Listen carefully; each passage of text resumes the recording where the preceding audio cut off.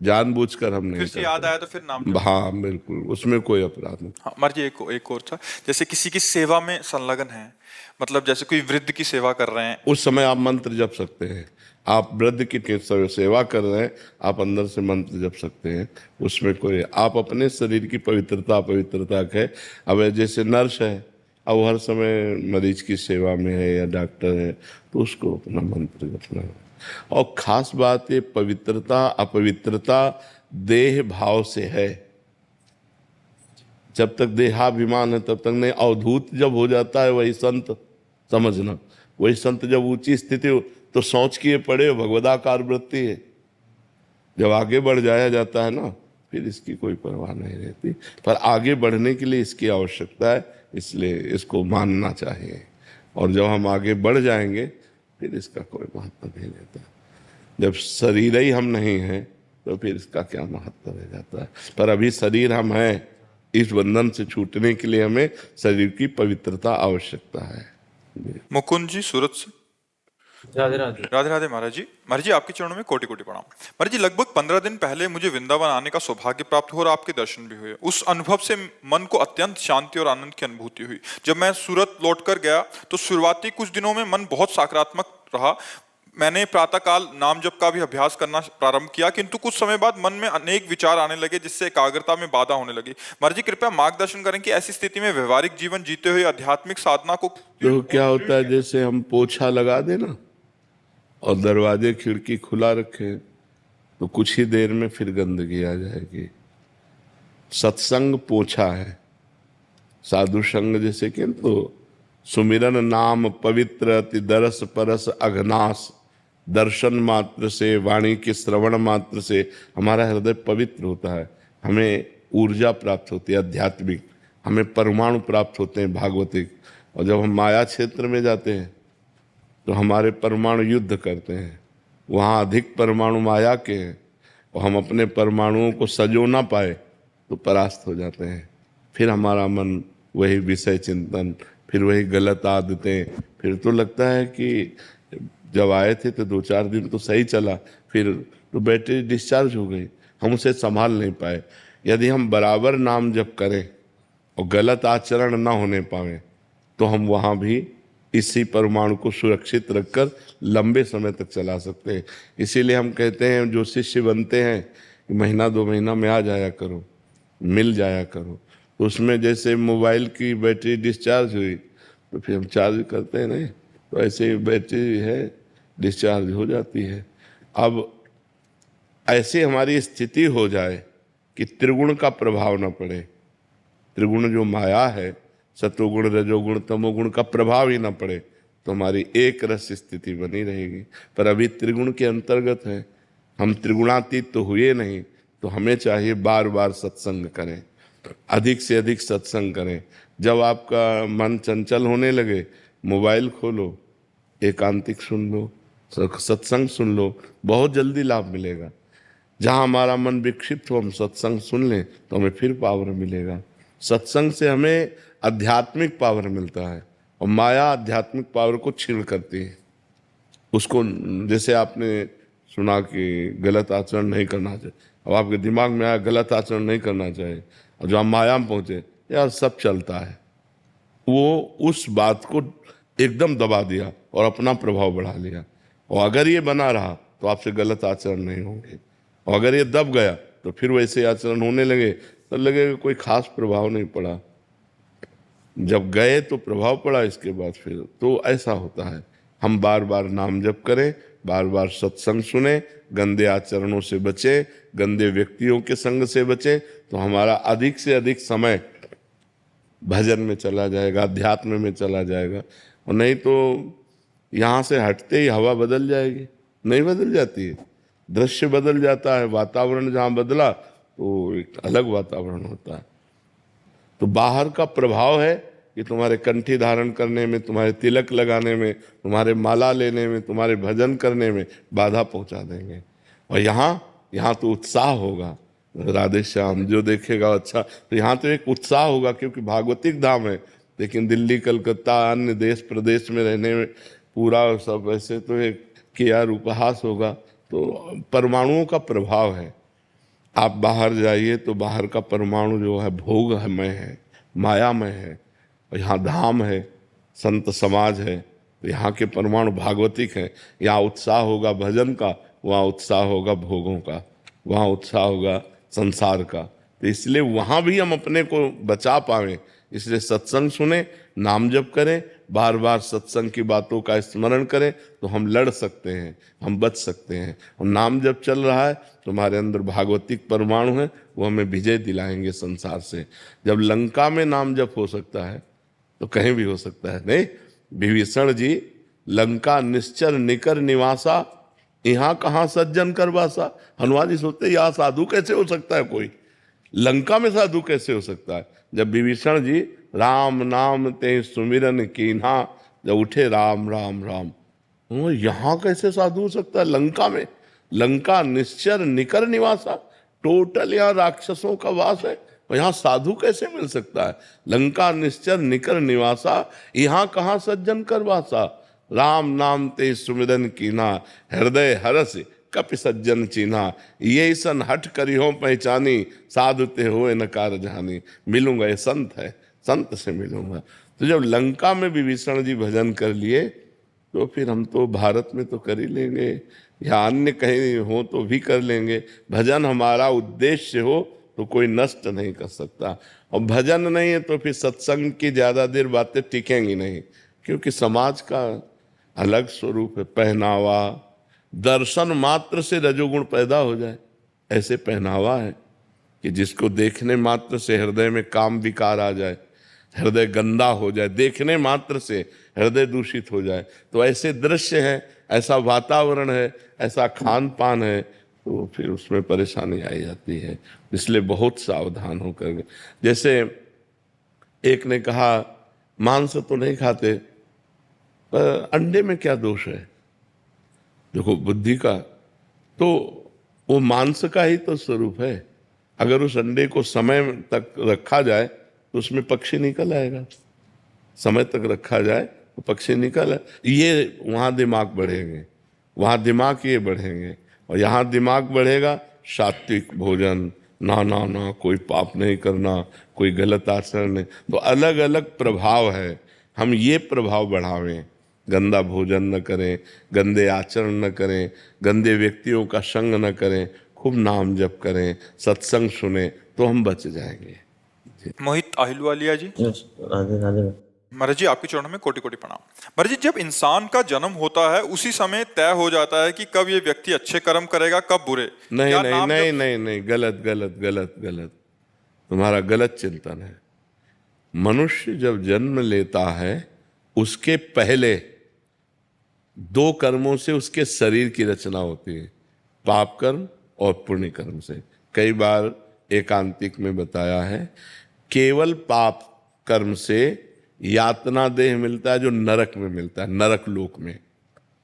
केवल पुण्य कर्म से देव शरीर मिलता है जो स्वर्ग लोक में है। पाप और पुण्य दोनों को मिश्रित करके मनुष्य लोक में जन्म मिलता है। उसका परिणाम होता है समय पर सुख मिलना या दुख मिलना। समय समय पर सुख दुख अनचाहे ढंग से वो अपने आप आएगा। अब पाप कर्म करना और पुण्य कर्म करना, इसकी छूट है तुम्हारे ऊपर। अब तुम प्रारब्ध से प्रेरित होकर पाप कर्म नहीं करोगे, वासना से प्रेरित होकर पाप कर्म करोगे। अब चाहे उपासना कर लो, चाहे वासना से प्रेरित होकर पाप कर्म कर लो, ये तुम्हारे को छूट दी गई है। लेकिन इस शरीर की रचना दो कर्मों से हुई है, उसका भोग पूरे जीवन भोगना पड़ेगा। जैसे हम उपासना कर रहे हैं लेकिन हमारा कोई कर्म बिगड़ा रहा तो दोनों किडनी फेल है। तो अब ये शरीर का कर्म है। पूर्व जन्म के शरीर में जो हमने पाप कर्म किए उससे इस शरीर का निर्माण हुआ, और इस शरीर के माता के गर्भ से ही किडनी में दोष था, वो जो पॉलिसिस्ट किडनी कहते हैं वो ऐसे। तो समझ पा रहे हैं अपना, हमें कर्म करने के लिए स्वतंत्रता है। हम पाप कर्म कर सकते हैं या पुण्य कर्म कर सकते हैं, वो प्रारब्ध से नहीं प्रेरित है, वो पहले से निश्चय नहीं है। पहले से निश्चय सुख और दुख, पाप का फल दुख और पुण्य का फल सुख। आप समझ रहे? नहीं तो जैसे पाप का फल दुख है तो वर्तमान में पाप कर रहा है लेकिन वो सुखी है, क्योंकि उसके पूर्व पुण्य का फल उसको मिल रहा है। वर्तमान में कोई पुण्यात्मा धर्मात्मा है लेकिन वो दुख भोग रहा है क्योंकि उसके पूर्व के पाप का फल उसे भोगने को मिल रहा है। समझ पा रहे हैं आप? तो महाराज जी इनका था कि नाम जब से भाग्य में लिखे बुरे कर्म टल सकते हैं। हाँ, बिल्कुल टल सकते हैं। अगर हम पर उसका हिसाब है, अगर 1 किलो हमारा पाप कर्म है, उदाहरण में बता रहे हैं, और 25 ग्राम हमारा नाम जप है, तो क्या होगा? कुछ नहीं हो पाएगा। जब 1 किलो के ऊपर नाम जप पहुंचे तब 1 किलो को रद्द करेगा। तो ऐसे अनंत जन्मों के हमारे पाप हैं, तो हमें डट के नाम जप करना चाहिए। जितना हम नाम जप करेंगे उतने हमारे पाप क्षीण होते जाएंगे और हमारे अंदर प्रसन्नता, आनंद, सुख ऐसी वृद्धि होती जाएगी। समझ पा रहे आप? अखिलेश मिश्रा जी। राधा वल्लभ श्री हरिवंश महाराज जी मन श्यामा श्याम के गौर श्याम चरणों में आश्रय लेकर हर समय डूबा रहे, लेकिन जो संकल्प विकल्प स्फुरित होते रहते हैं मन को बार बार संसार की ओर ले जाते हैं। ऐसे में भजन को और कैसे बढ़ाएं और शरणागति कैसे पुष्ट करें? अपना क्यों मान रहे हो? अपनापन हटा दो। इनका मन चंचल है, आपको कोई परेशानी है? कोई परेशानी नहीं। तो जब आपने तन, मन, प्राण, बुद्धि, अहंकार, ये तो शरणागति में समर्पण किए जाते हैं, तो हमने दे दिया भगवान को।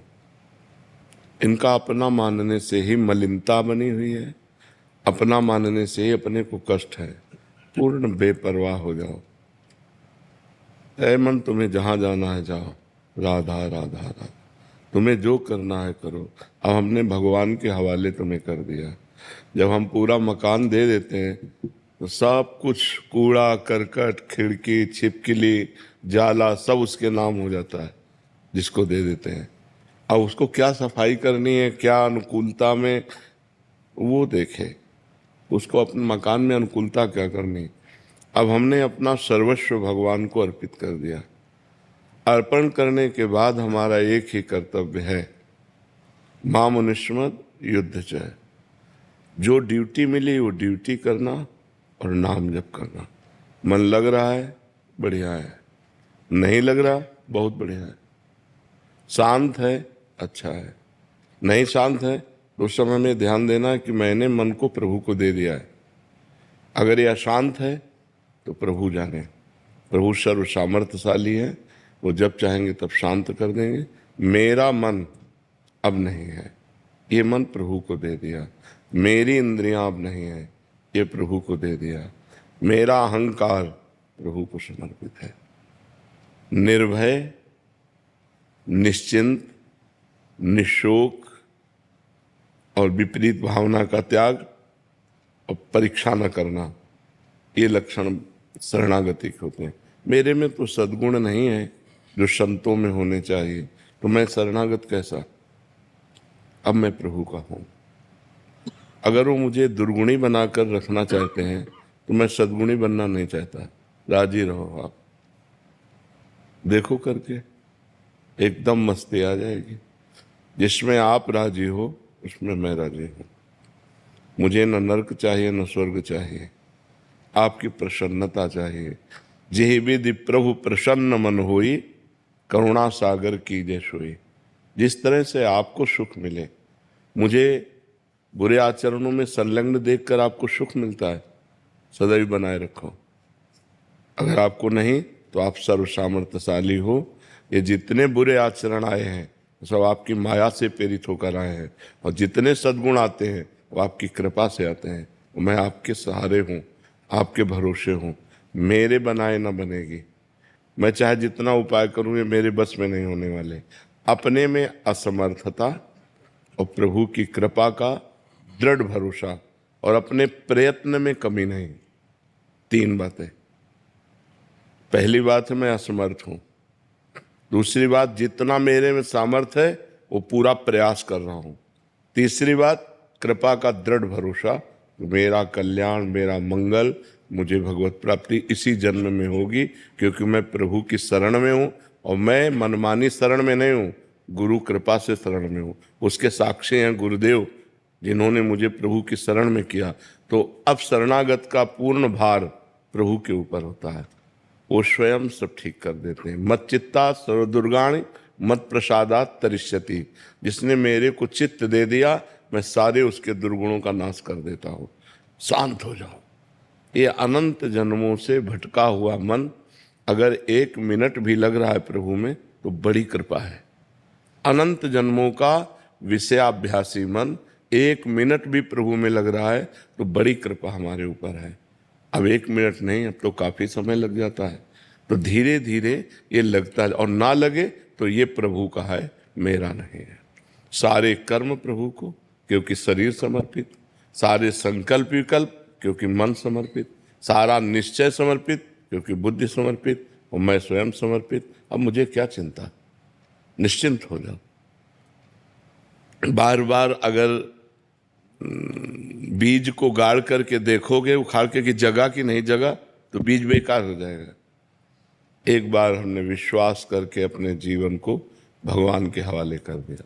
जब कोई परेशानी हो, तो परेशानी के समय हमें, जैसे हम देख रहे हैं मन बहुत परेशान कर रहा है, तो छोटा बच्चा जैसे कोई आपत्ति आती है तो निवारण तो कर नहीं सकता, मच्छर काट रहा है या कुछ भी है, वो रो देता है। बस हम रो दें, प्रभु देख लो, आपको समर्पित करने के बाद भी मन की ये हालत है, प्रभु अब आप देख लो। एक कृपा को आएगी, संभाल के चली जाएगी। जन्म जन्म का बिगड़ा मन, बहुत करुणा सिंधु भगवान है, और उन्हीं से बनेगा। गोस्वामी तुलसीदास जी कह रहे, हो हार्यो करी जतन विविध विधि अतिशय प्रबल अजय। हर उपाय करके हमने देख लिया है, मन बहुत प्रबल है। तुलसीदास बस होए तबहि जब प्रभु प्रेरक बर गए। इस मन को पावर देने वाले आप हो। इंद्रियाणाम मनश्चास्मि, आप रोक दो, मेरे बस की बात नहीं, मैं आपकी शरण में हूँ। प्रधान साधन ये है, और सहयोगी साधन है, चाहे मन लगे या न लगे, नाम जप नहीं छूटना चाहिए।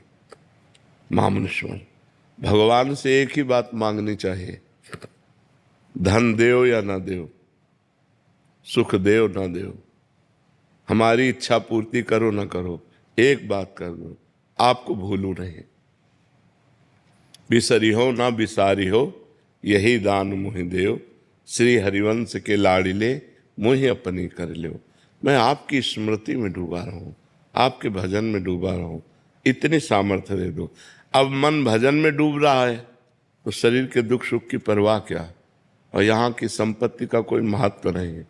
चाहे अरबों जमा कर लो, मरोगे तो 25 पैसे साथ नहीं जाने वाले, तो क्या महत्व। जो है उसी में संतोष करो, और नाम जप करते हुए जीवन व्यतीत करो, और हर क्षण सोचते रहो कि मैं प्रभु की शरण में हूँ। शरणागत का पूरा भार प्रभु के ऊपर होता है। अपनी चिंता करना मेरा कलंक है शरणागति में, भगवत चिंतन करना हमारा कर्तव्य है। अब हमारी चिंता भगवान करेंगे, क्योंकि मैंने भगवान को अपने आप को समर्पित कर दिया। इसके साक्षी गुरुदेव हैं। गुरुदेव ने मुझे शरणागत किया। इसके जैसे ब्याह होता है ना, तो पंडित पाणी ग्रहण करवाता है, ऐसे आपका कर कमल, श्री जी के कर कमल में श्री जी का आपके, ये गुरुदेव ने कराया है, हाथ पकड़ाया है। मंत्र देने का मतलब क्या है, उनकी शरण में कर देना। जब गुरुदेव ने कर दिया तो बेपरवाह हो गए, उसके साक्षी गुरुदेव हैं। मैं आपकी शरण में हूँ, आपकी सारी जिम्मेवारी है। जो हमको सामर्थ्य दिए उतना हम भजन कर रहे हैं, उतना हम रोक रहे हैं, जो नहीं रुक रहा था। ऐसे अभी आनंद आने लगेगा। निर्भय हो जाओ, निश्चिंत हो जाओ। अंदर की वृत्तियां हमारी खराब हैं, हमारे कोई भावना नहीं, हमारे कोई आचरण शुद्ध नहीं, तो भी मैं प्रभु का हूँ। मैंने प्रभु को समर्पित कर दिया है। उनकी माया के प्रभाव से मेरे भाव शुद्ध नहीं, मेरे आचरण शुद्ध नहीं। अब ये वो देखें, माया को प्रबल करते हैं कि भक्ति को प्रबल करते हैं। ये बात शरणागति में अंदर बैठा लेनी, सब ठीक हो जाएगा। मन बुद्धि चित्त अहंकार आदि को अपना मानने से मलिनता होती है, और प्रभु का मानने से निर्मल हो जाते हैं। सीधी बात है। इनको प्रभु का मानो, अपना मानना बंद करो। जहाँ ये भागे, जहाँ परेशान करे, वहीं सोचो हमने तो प्रियालाल को दे दिया इनको, अब वो जब चाहेंगे तब उठा लेंगे। अब उन्होंने स्वीकार कर लिया, अब गंदा है तो उनका, अच्छा है तो उनका, तो भगवत प्राप्ति पक्की, उसमें कोई संशय नहीं होगा, क्योंकि आपने प्रियालाल को समर्पित कर दिया। समझ पा रहे हैं आप जी? दिव्यांशु, मेहंदी रत्ता जी, राधा वल्लभ श्री श्री हरिवंश महाराज जी। महाराज जी, लगभग 9 महीने से आपके साथ YouTube के माध्यम से जुड़ा हुआ हूँ। आपके बताए गए मार्ग पर चलने का निरंतर अभ्यास भी कर रहा हूँ, नाम जप भी कर रहा हूँ। सब परिवर्तन और अनुभव कर रहा हूँ कि नाम जापक जैसा होना चाहिए।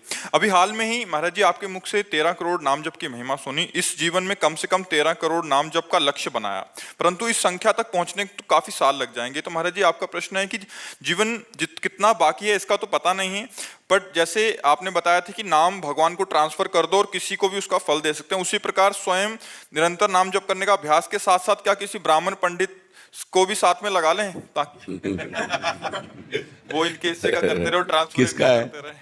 ले आखिरी बिल्कुल निर्णयात्मक बात है कि अभी हमारी शाम तक मृत्यु होनी है और हम प्रयास हैं। 1 करोड़ नहीं हुए, राधा राधा राधा राधा राधा, तो हम मर जाते हैं। तो जो 13 करोड़ का फल है ना, वो इतने में मिल जाएगा। बात समझ रहे ना?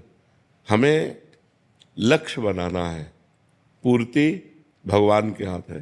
मान लो हम कह रहे हैं कि हम 13 करोड़ नाम जप करेंगे और 13 सेकंड का हमें भरोसा नहीं कि हम जिएंगे कि नहीं, तो बात समझनी है। हमारे लोगों का जीवन बड़ा संशयपूर्ण है। इसका नाम मृत्यु लोक है। कभी भी हम मर सकते हैं, पता नहीं कल मिलेगा कि नहीं मिलेगा, कल आएगा कि नहीं आएगा। हम आज ही ढनक जाए तो क्या फायदा, कल का वादा किए। तो हम अभी करें। काल करे सो आज कर, आज करे सो अब, पल में परलय होएगी, बहुरी करोगे कब। हमारा कर्तव्य है कि हम वर्तमान के समय को भगवान में लगाएं। अभी अगर अभी हम राधा राधा बोल रहे हैं तो हर समय हमारा वर्तमान ही तो होगा। हम वर्तमान के समय को प्रभु के चिंतन में लगाते हैं और हमारा शरीर छूट जाता है तो हमें भगवत प्राप्ति होगी, जो 13 करोड़ में होगी वो 13 बार में भी हो सकती है। तो हम 13 बार वाला विश्वास रखें, 13 करोड़ वाला तो हम पे भरोसा क्या। आज संकल्प किया और कल ना रहे तो 13 करोड़ क्या मतलब। और हमको अपने मन को रमाना है, ना कि पंडित जी के मन को, समझे। हमारा मन प्रभु में रम जाए, वो चाहे 13 बार में रमे, और चाहे 13,000 में रमे, चाहे 13 लाख में रमे, या 13 करोड़ में रमे। ये मेरी पर्सनल बात है। वहाँ संख्या तो वर्णन की गई कि इतना इतना करो तो ऐसा ऐसा हो जाएगा, लेकिन एक नाम में मोक्ष हो जाएगा। अजामिल ने अंतिम समय अपने पुत्र को पुकारा, उसका नाम था नारायण। नारायण, और प्राण छूटने का समय आ गया। भगवान के पार्षद आ गए, यमदूतों की पास काट दी और बड़ा शास्त्रार्थ हुआ, और भगवान के पार्षद परम धाम ले गए उनको। एक नाम ने काम कर दिया कि नहीं कर दिया। तो अब वो अंतिम समय कब है मुझे पता नहीं, इसलिए मैं हर समय नाम जप करूं।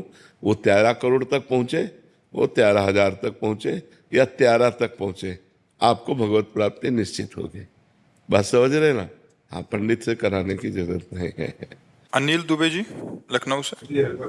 श्री हरिवंश महाराज जी। महाराज जी, समाज को श्रेष्ठ देने के बाद भी समाज से निराशा ही मिलती है, तो श्रेष्ठ करने में मन कभी कभी विचलित होता है। नहीं तो समाज से आप परिणाम क्यों चाहते हैं? परिणाम भगवान से चाहेंगे। परिणाम दाता भगवान है, समाज नहीं है। समाज में हम सेवा करें और परिणाम भगवान से चाहें तो कभी निराशा नहीं होगी। अगर हम व्यक्ति से चाहेंगे तो पाए जान जगत में सब जन कपटी, कुटिल, कलयुगी, टंच। आप किसी को बिगाड़ में सहयोग कर दें, वो आपको बेवकूफ मानेगा। आपकी उदारता, आपकी बुद्धिमत्ता, आपका भाव ना जान करके, आपका सम्मान न करके, वो ये नहीं जानेगा ये उदार आदमी हमारी समस्या देख करके हमारे लिए इतना सहयोग किया, मैं सदैव इसका ऋणी रहूं। ऐसा समाज नहीं है। समाज ऐसा है, अधिक उपकार करने वाले को भोला या बेवकूफ माना जाता है। तो हमको उससे थोड़ी मतलब है, हमको अपने मालिक से मतलब है। जो देख रहा है परमात्मा, उससे मतलब है कि वो हमारे सामने आया, हम समझ रहे हैं भगवान ने भेजा है, आज हमारे पास है, आप ले लीजिए, आप आनंद लीजिए। तो ये आशा अगर हम रखें तो हम जलने लगे, अभी झगड़ा हो जाए, अब वो निंदा स्तुति लड़ाई झगड़ा शुरू हो जाएगा कि नहीं हो जाएगा? चुप साथ, ये संसार है। पाए जान जगत में सब जन, कपटी कुटिल कलयुगी टंचु। तो अगर हम परमात्मा से उसका हिसाब लेना चाहें तो हम सुखी रहेंगे, हमको कोई परेशानी नहीं, क्योंकि हमें पता है जिसने दिया है उसी ने दिलाया है, जिसने हमें दिया उसी ने उसको दिलाया है, वो हिसाब किताब जाने, हम क्या उससे। हम व्यक्ति से अगर लेना चाहेंगे कि कम से कम कि तुम्हारी विपत्ति में हमने सहयोग किया या तुम्हारी आवश्यकता की हमने पूर्ति की, तो राधे श्याम तो बोल दो ना, इतना तो कि यार भाई आप जो है, कभी नहीं करेगा वो, और आपको रुलाएगा और आपको जलाएगा, तब आपको गुस्सा आएगी जब समय आया हमने किया और आज तो हमारे साथ। तो ये बात है, हमें नेकी कर दरिया में डाल, परमात्मा हमें देखा, बस ऐसे भाव से देखला है। राजेश यादव जी कोलकाता से। राधे राधे। राधे राधे महाराज जी। महाराज जी, मेरा प्रश्न है कि जब संत महात्मा भगवत प्राप्ति करते हैं तो पता चलता है, लेकिन जब कोई गृहस्थ भगवान की भक्ति और नाम जप करते नहीं तो किस संत महात्मा को जानते हो भगवत प्राप्ति हो गई? किसको पता चलता है? महाराज जी, श्री आपके श्री वचनों से जितने भी अरे कुछ बड़े महापुरुषों के नाम आते हैं, नहीं तो लाखों संत भगवत प्राप्त हो गए, कौन जानता है? तो ऐसे गृहस्थ में भी बड़े महापुरुषों के नाम आते हैं। भाई जी हनुमान प्रसाद पोद्दार जी गृहस्थ ही तो थे, नरसिंह मेहता जी गृहस्थ ही तो थे, नहीं थे? उनके लड़का बच्चा सब, पत्नी थी, पुत्र थे, पुत्री थे। बहुत से गुरुजन हुए हैं जो गृहस्थ में हुए हैं, लड़का थे, परिवार थे, भजन करके भगवत प्राप्त हो गए। तो बड़े महापुरुषों को लोग जानते हैं, सबको थोड़ी जानते हैं कि जो भगवत प्राप्त होगा पूरे भारत में ऐलान हो जाएगा कि वो भगवत प्राप्त महापुरुष हुआ। ऐसा कभी हुआ है क्या? तो फिर ये तो कोई प्रश्न का ताल्लुक नहीं बनता कि गृहस्थ भगवत प्राप्त हो गए तो उनको कौन जानता है। तो ऐसे संत कितने भगवत प्राप्त हो गए कौन जानता है? जिनका यश है, जो महापुरुष हैं, तो उनको भाई ये भगवत प्राप्त है, नहीं तो उनके जैसे हजारों लोग हैं, भीख मांगते हैं, खाते हैं, एकांत में पड़े और भगवत प्राप्त है, कौन उनको जानता है? वृंदावन में लाखों भगवत प्राप्त हैं, एकदम है क्या? ये सब भगवान के धाम में बसने वाले सच्चिदानंदमय जीव हैं, कोई साधारण है क्या? तो जो भगवत प्राप्त होता है उसे भगवान जानते हैं, दूसरा नहीं जानता है। क्या समझते हो? यश कीर्ति होना भगवत प्राप्ति है क्या? मतलब पूरे भारत में यश कीर्ति है तो भगवत प्राप्ति है क्या? कितने ऐसे महापुरुष हुए जिनको कोई नाम भी नहीं जानता है और भगवान को प्राप्त होकर चले गए, और कितने ऐसे जिनके बड़े नाम थे और जब पोल खुली तो बिल्कुल जीरो पे मिले। भगवत प्राप्त को तो केवल भगवान जानते हैं, बच्चा और थोड़ी कोई जानता है। भगवान जानते हैं कि हमारा कितना भजन करता है, कितना हमको प्राप्त, वो तो अंदर का विषय है। क्यों? परिवार जन को भी पता नहीं चलता ना। नहीं, किसी को नहीं पता चल सकता। ये अंदर की अनुभूति का विषय कैसे कोई जानेगा? अंदर की उन्नति है, इसको कैसे जानेगा? भगवान जानते हैं या वो जानता है जिसके हृदय में बीतती, दूसरा कोई नहीं जानता। दूसरा कोई जान ही नहीं सकता, बिल्कुल नहीं जान सकता कि ये भगवत प्राप्त है। बहुत बहुत उसे पागल कह सकता है संसार, उसे अगर अपनी परीक्षा में ले तो पागल ही कह सकता है और ज्यादा नहीं कह सकता। भगवत प्राप्त है ऐसा तो कोई भगवान का भक्त ही कह सकता है, दूसरा नहीं कह सकता। ऐसे थोड़ी जाना जा सकता है, आध्यात्मिक उन्नति को नहीं जाना जा सकता।